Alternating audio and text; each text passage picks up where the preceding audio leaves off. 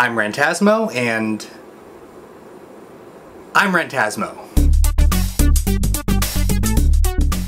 I'm back, I'm feeling much better, and I'm raring to go. So I got a lot of questions from a lot of people. I'm only going to answer a scant few today, so sorry if I don't get to yours, but big thanks to everyone who emailed me. I wish I could get to all of your questions, but that would probably be super boring, so no. But who knows, I might do another one of these at some point, so feel free to keep sending me questions and I'll definitely keep them on file. And I don't mean that in like an insincere job interview kind of way, I actually may come back to them. Let's get right to it. Kevin asks, what was coming out for you like? This may or may not surprise you, but I actually wasn't out, even to myself really, until around the latter half of my junior year of college. I was the sort of guy who was like, hey guys, you know what's awesome? Erasure. Oh, and also girls. Especially Joan Cusack.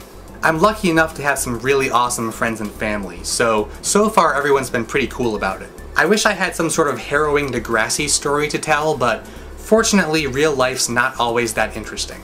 Rolando asks, who are your personal heroes? There are a lot of influential activists that I admire, like Desmond Tutu and Sophie Scholl, but most of my role models throughout the years have been relatively little-known internet personalities. I'd say that one of the biggest right now would be minor web celebrity Lindsay Ellis, otherwise known as the Nostalgia Chick.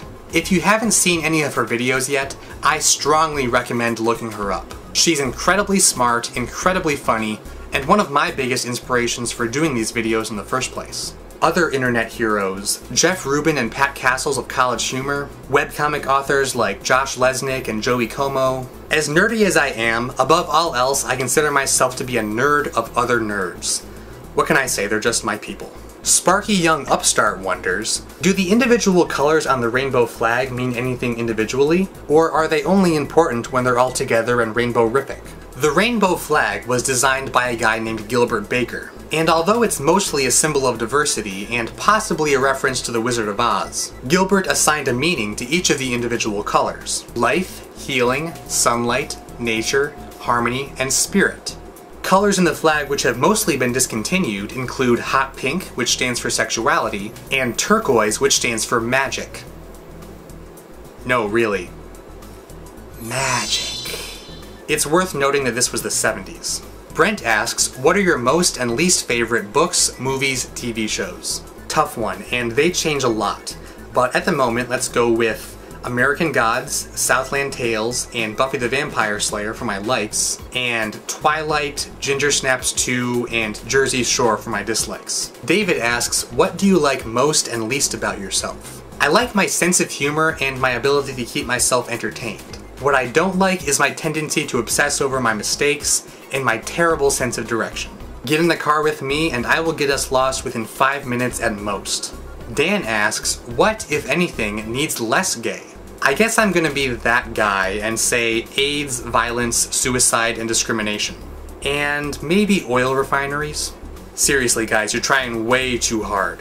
Finally, Dragon Kazul writes, I have observed that the biggest homophobes I've met also tend to be the most unattractive. Am I just imagining it? Why are people whom no self-respecting gay would pursue so terrified of being pursued by gays? There's a part in Roald Dahl's aptly named book The Twits describing a concept to the effect that if you're ugly on the inside, it starts to show on the outside. I think there's a certain amount of truth to that. If there's one thing I've learned from watching The Craft, and believe me, I've learned a lot of things from watching The Craft, it's that bigotry just isn't sexy, no matter how conventionally hot you happen to be. Because I don't like Negroids. Oh, Melody, what happened to you? If you think and act like an ignorant tool, then Rachel True is going to put a curse on you, and you're going to have to wear a really terrible wig. So don't do that. Thanks again for all your questions. Keep them coming, and I might do another round eventually. And once again, I can't really think of a punchy way to close this out. So I'm going to wear a hat. This was a mistake.